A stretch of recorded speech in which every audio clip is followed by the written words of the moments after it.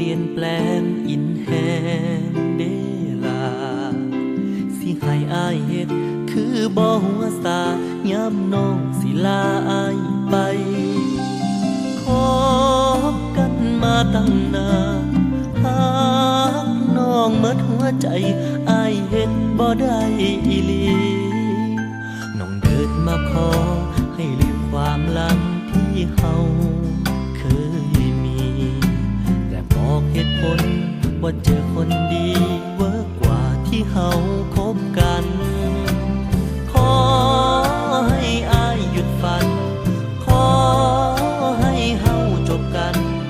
มันบ่แม่นคนง่าย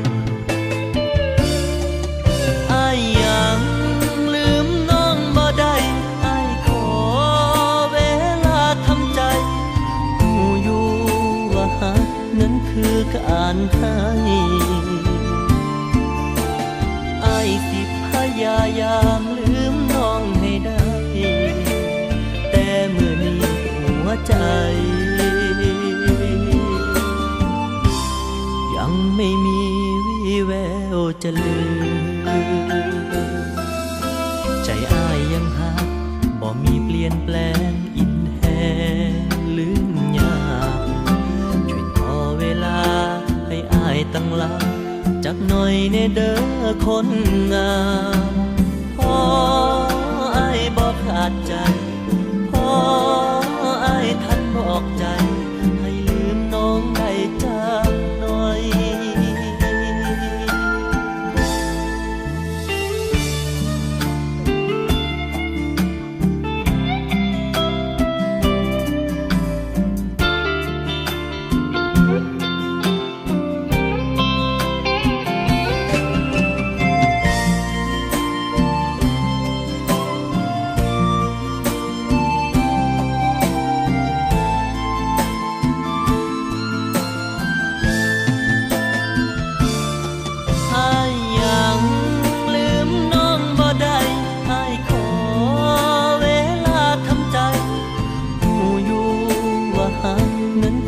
การให้